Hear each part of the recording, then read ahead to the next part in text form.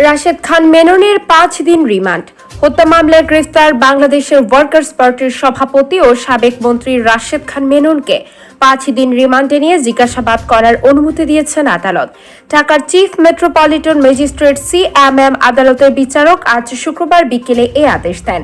রাজধানীর নিউ মার্কেটে ব্যবসায়ী আব্দুল ওয়াদুদ হত্যা মামলায় গতকাল বৃহস্পতিবার গ্রেফতার করা হয় রাশেদ খান মেননকে।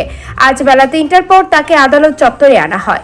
প্রত্যক্ষদর্শী সূত্রে জানা যায়, রাশেদ খান মেননকে আদালত চত্বরে নেওয়ার সময় সেখানে সেনা সদস্য, বিজিবি সদস্য ও বিপুল সংখ্যক পুলিশ সদস্য মোতায়েন ছিলেন। এ সময় বেশ কিছু আইনজীবীকে তার বিরুদ্ধে বিক্ষোভ করতে দেখা যায়। আদালত সূত্র জানায়, রাশেদ খান মেননকে বিকেল 4টার পর আদালতে হাজির করে 10 দিন রিমান্ডে নেওয়ার আবেদন করে নিউ মার্কেট থানার পুলিশ। তার আইনজীবী রিমান্ডের আবেদনের বিরোধিতা করে জামিনের আবেদন করেন। উভয় পক্ষের শুনানি নিয়ে আদালত 5 দিনের রিমান্ড মঞ্জুর করেন। রাশেদ খান মেননকে গতকাল বিকেলে গুলশানের বাসা থেকে আটক করে পুলিশ। পরে ব্যবসায়ী আব্দুল ওয়াদুদ হত্যা মামলায় তাকে গ্রেফতার দেখানো হয়। আওয়ামী লীগের নেতৃত্বাধীন 14 দলীয় জোটের অন্যতম শরিক দল ওয়ার্কার্স পার্টি।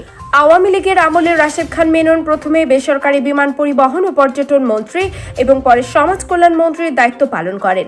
তবে আওয়ামী লীগের সর্বশেষ মেয়াদের সরকারে তিনি মন্ত্রিত্ব পাননি। ছাত্র জনতার অভ্যুত্থানে 5ই আগস্ট শেখ হাসিনার সরকারের পতন ঘটে।